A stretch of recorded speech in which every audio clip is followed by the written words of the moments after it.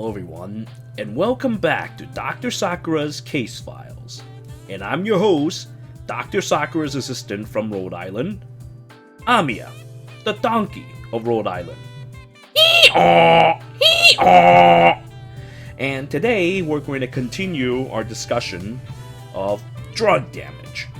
We're going to start off with Ashnard, who is clearly very, very ill. And we're going to go a little bit over the weapon refinery that we just got. I guess we can talk a little bit about the fallen hero stats, but it's not going to be long today.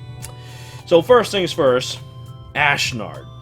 Ashnard is my favorite guy in Fire Emblem. Like, I mean, just look at him. He's constantly got a big grin on his face. He's just got this beautiful smile. He's like, eee, all the time. And it's pretty infectious because, I mean, look at it. It's even spread to Ike. Now, he also has eee on his face all the time. These guys are definitely like pals. I think they'd be great friends, great medallion friends. And you know what? I also agree a lot with Ashnard's philosophies. He's a man who values strength above all else, doesn't care about how you were born, he just cares about how strong you are. Meritocracy. So I like that kind of stuff. But most importantly, the man is clearly out of his mind. He murders his own family just so he could become king. You know what I mean? This guy is just completely out of control, and he's constantly smiling. Definitely my favorite character. So, naturally, I was actually kind of worried that, being a grand hero character, he might end up getting shafted. But luckily for us, he did not. Instead, he got pretty well optimized stats. I mean, it could be a little bit better, but it's optimized. Quite optimized. He has high attack, high defense, high resistance, most importantly. So he's got good defenses, he's got a good attack, and the only thing that he doesn't have is speed. So he's got some good min-maxing going on. Not nearly as good as Edelgard or like Arden or something like that, because 21 speed, in my opinion, is something that's kind of like...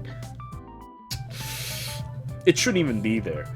You know, when you have a slow character, you naturally want to be as slow as you can be. Still, well, I mean, it's just 4 stats. Well, no big deal, whatever. But anyway, with him, he also has his legendary weapon, his pref weapon. The, how do I even say it? It's like Guguran, Gerber baby food. You know, it's, whatever, I don't know how to properly pronounce it. Probably the first Gurguren. And anyway, so you could probably just add 5 to his attack and to his dev and res, because he's another one of those guys who inflicts attack and dev debuffs, in combat debuffs, to his enemies, as long as within 2 spaces of him. That 2 spaces is particularly important, because now his teammates can take advantage of this. I mean, I hear people talk about Kyria getting power creep, but honestly, I feel like there's something that Kyria could do, and that is, just like Ashnard, there's a 2 range radius to it. There's a usefulness to this, because that means you could either walk into that spot, or Gale Force next to him, and the character that Ashnard is currently fighting, or, Ashnard not too far away from, you can Gale Force,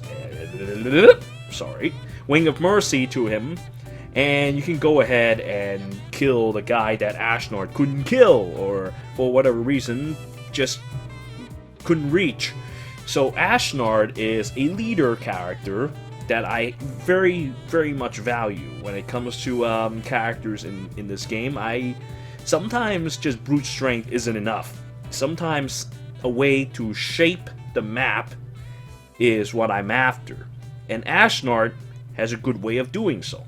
There's a reason why I invest heavily on Emperor Edelgard, because Flame Emperor Edelgard has that stupid Gale Force thing and move all over the map.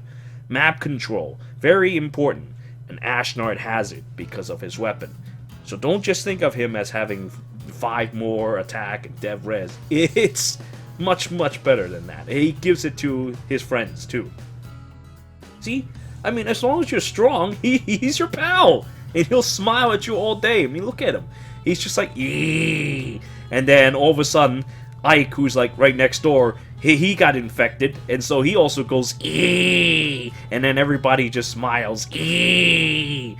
I love that kind of smile. It's such a beautiful smile. And they've got such white teeth, too. Jesus, dude. I mean, like, they brush their teeth every day.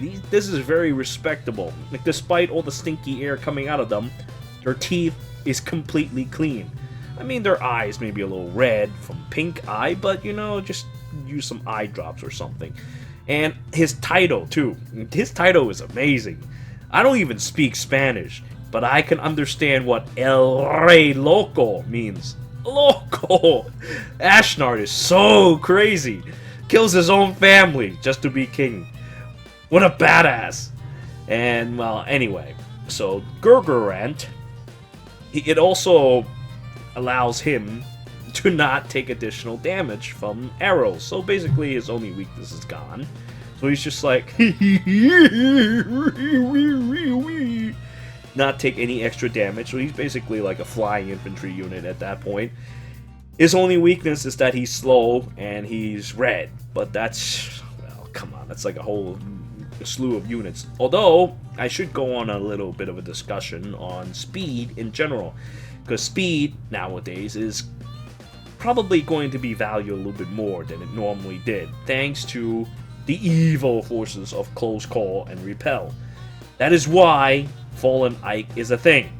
That is why he has 42 speed going to 46 on a Super Boom. It's kind of stupid, but, well, it happened. I feel kind of bad for Legendary Ike. Well, I feel kind of bad for myself for investing on Legendary Ike.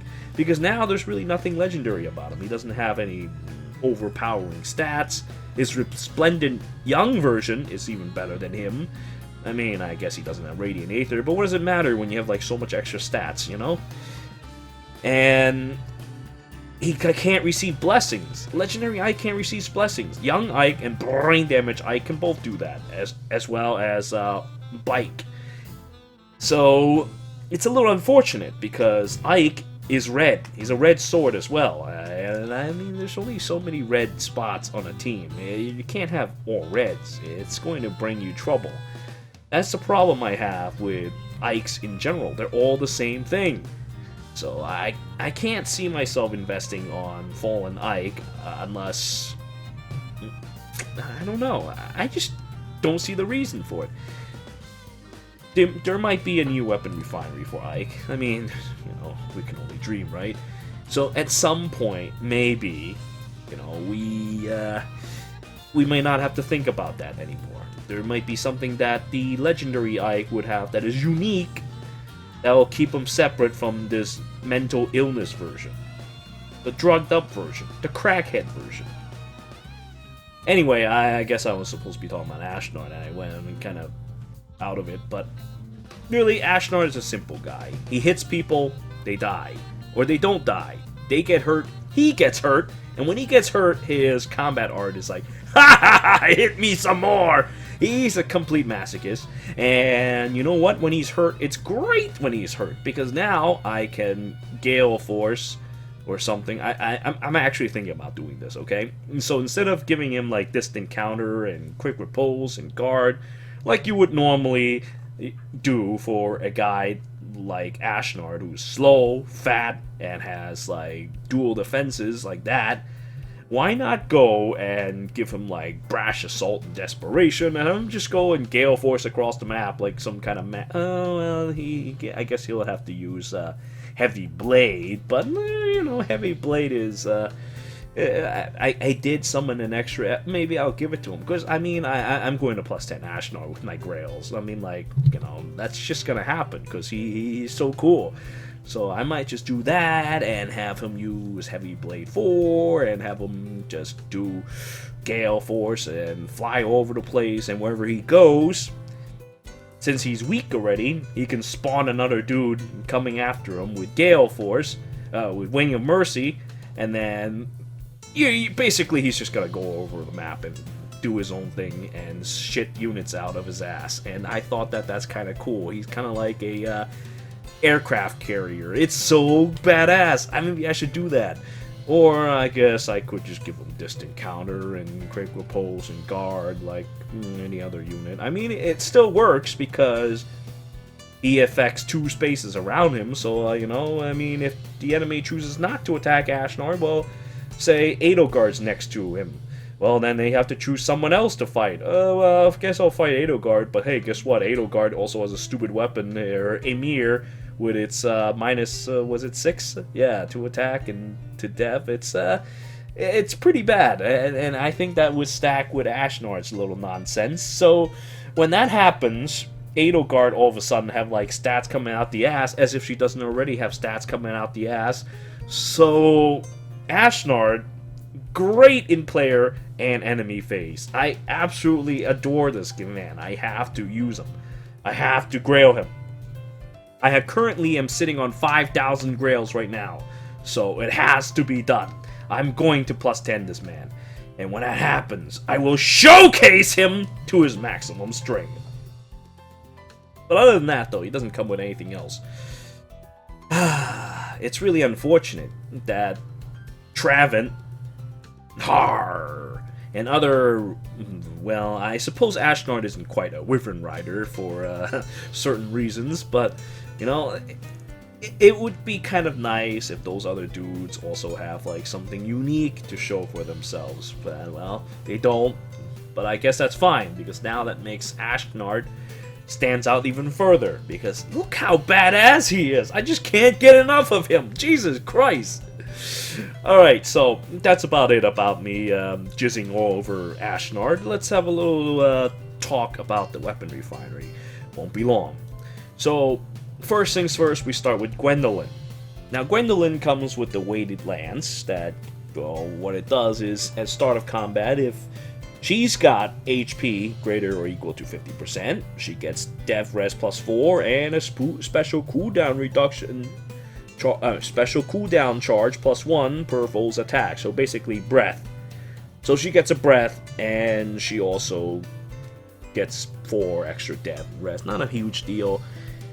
I mean, that works though, because usually when you use a character like Gwendolyn, who's not super fast or anything, you just slap on a ventral fighter or something like that, and then you use, well, I suppose she won't need that anymore, because now she's got breath in her weapon. So now you just give her a distant counter, we use that stupid lance, maybe give her like special fighter or something like that, give her like quick repose as her, well, maybe not even special fighter, maybe even, I don't know. I like, see, the thing with armor and enemy face units, I want to say that you should always have some way to make the enemy not generate extra charges, because if they activate your skills on you, generally you're still going to take heavy damage. If you want to launch a second attack on someone and utilize your skill, you can't get killed by the enemy's second attack.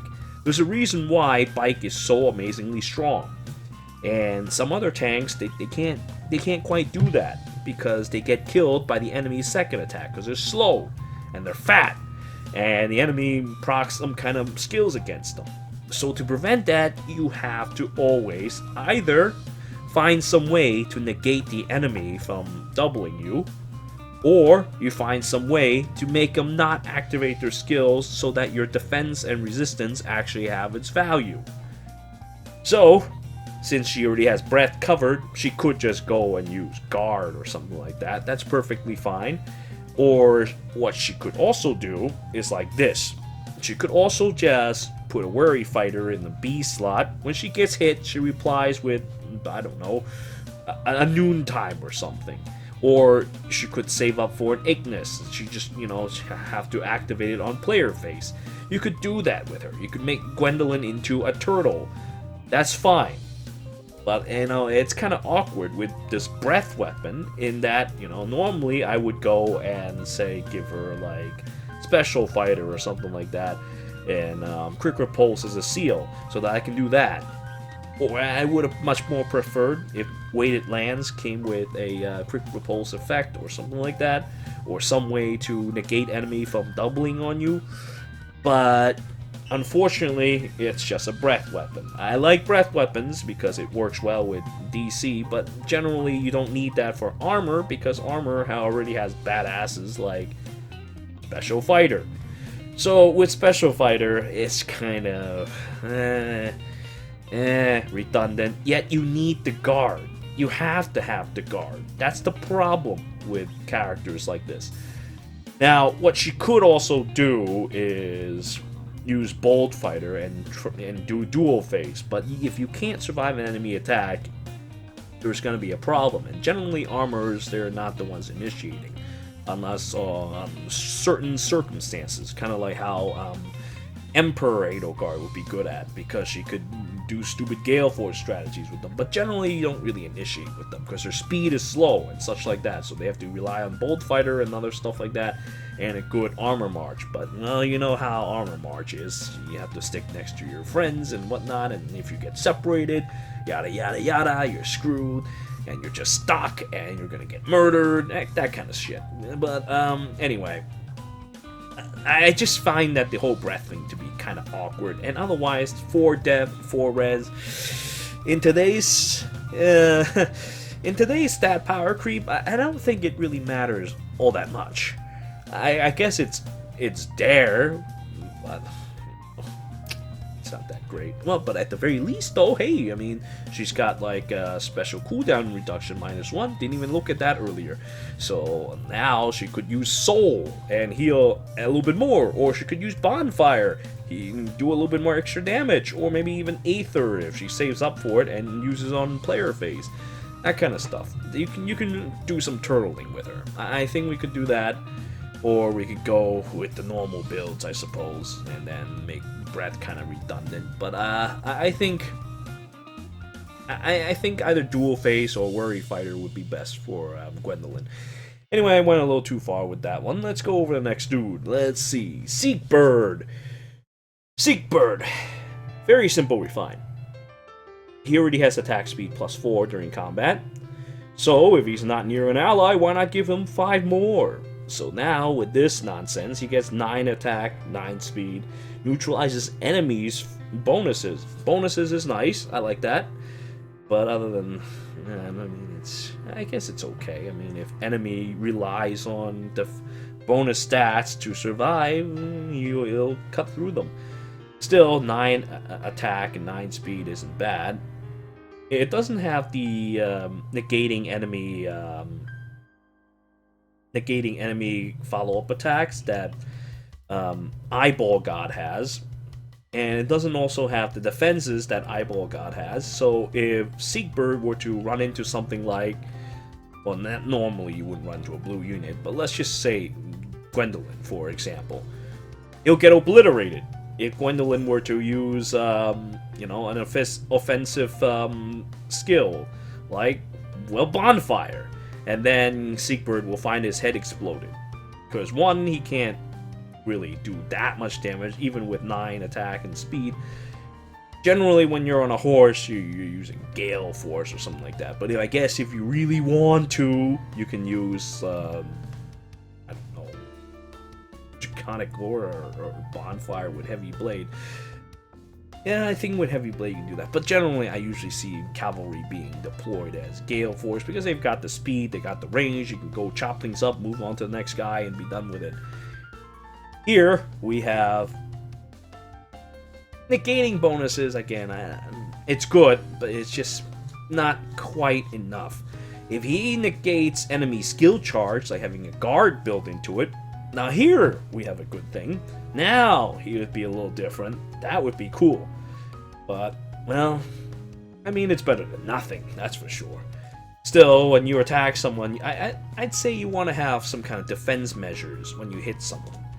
When you hit someone, you want to make sure you don't die from it. Because nowadays, when you fight a guy, you can expect him to rip you in half if you don't rip him in half first. So, that's one of the things that we should look into with characters like Seekbird. Anyway, next dude, we have Leon. Now, Leon's bowl of beauty is actually extremely boring. I mean, he has the accelerate trigger thing as one of the owners of Slayer bowls. He also, if his health is greater or equals to 50% at the start of combat, he gets attack, speed, and dev +4. Okay, alright, I mean, give some extra stats, why not, you know, he probably needs it. And if he were to initiate combat, foe can't make a follow-up attack. That's fine, but it's also not all that great. I suppose it depends on the target that you face. Certain characters, like, I mean, there are people who would prefer to activate their skills on a second attack, so they would use their quick repose to great effect. But there are also people who just kind of, you know, get hit and immediately give you a counterattack. Those kinds of guys are the ones that you have to be very, very afraid of. So, again, with the Gwendolyn example, if, say, Leon decides to attack and Gwendolyn immediately makes a follow-up attack with, well, an explosive bonfire, Leon might end up losing his face. And that would be pretty bad for beauty. If your face gets ripped off by some crazy lady who's a... I don't even know what's wrong with her. Her body shape is, like, completely weird. But anyway, you get your face ripped off by this can thing. Then you, well... Why is her leg so big? And her proportions are just all wrong. I don't understand. Anyway, so then, yeah, Leon will get his face ripped off. Well, I suppose his defense is pretty sizable. He might survive. He probably will survive. But, well, I don't know. I mean, generally when you're on the offense, when you're initiating combat, you want to kill the guy on the second hit.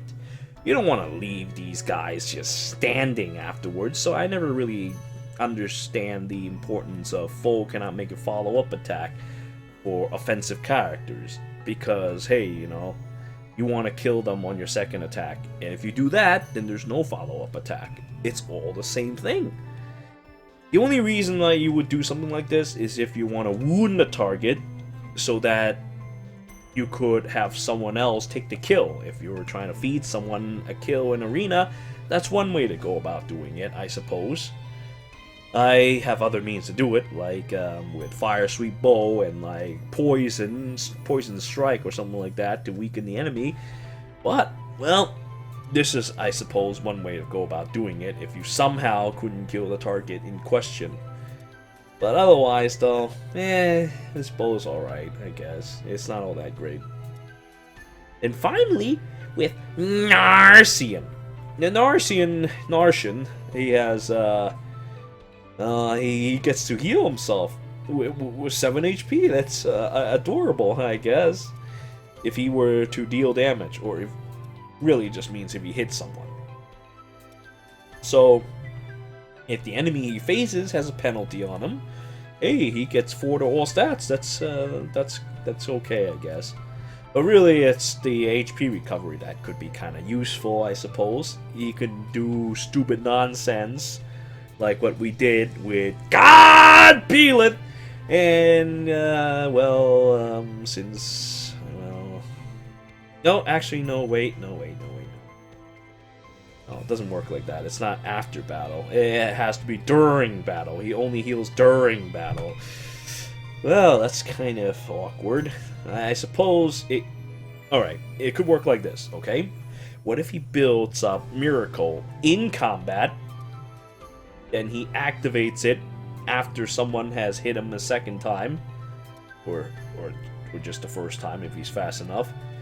He procs his Miracle, and then he heals himself. Ooh. No, it doesn't work like that, huh? Yeah, sorry, Xian. I guess your weapon just kind of sucks. I don't know. He's not, like, really tanky. He's like...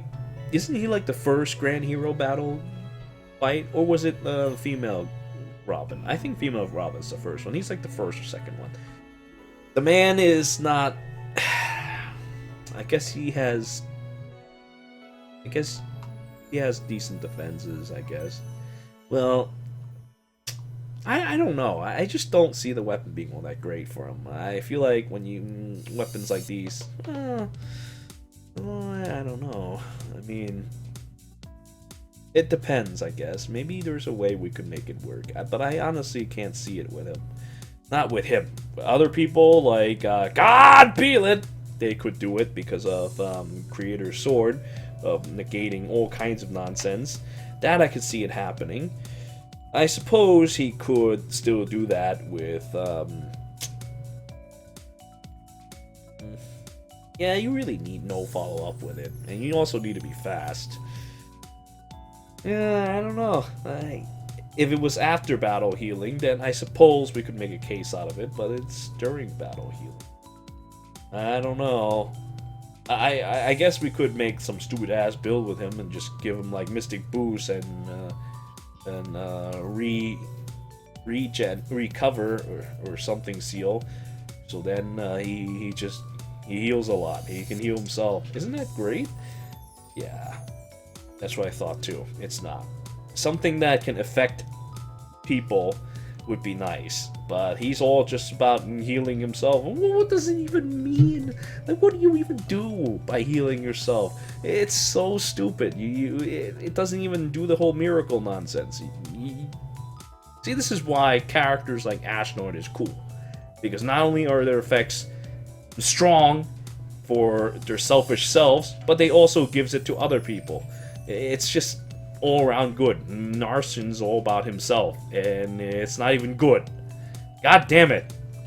What a shame, because I actually kind of like him, because he's a funny character. Anyway, so that's pretty much it about our little discussion of the weapon refinery and such. I'm kind of lazy when it comes to putting up pictures together, because time is of the essence, and, well, you know, being an essential worker, I end up having to spend a lot more time, well, not playing games. And I'm kind of falling behind playing Arc Knight, so I probably have to go back to doing that. Now, I'm not sure if I'm going to be summoning on the Fallen banner. Maybe I'll just spend like 140 orbs or something like that to get myself a guaranteed Ike or something. I don't know, we'll see. I mean, the healers, they could also use attack speed solo 4. They can actually use that. So that could make my healers strong if they're offensive. And healers, nowadays, I think they really need something like that to fight characters such as Ike, because Ike is really fast. However, he's weak to indirect damage. So we just need to pile those on, and as long as we do 1 damage, him and all of his friends will still fall to the 6 passive pain plus. Anyway, I think that's pretty much it for today. I don't think there's anything else I need to go over, so we'll stop with that. I thank you all for watching.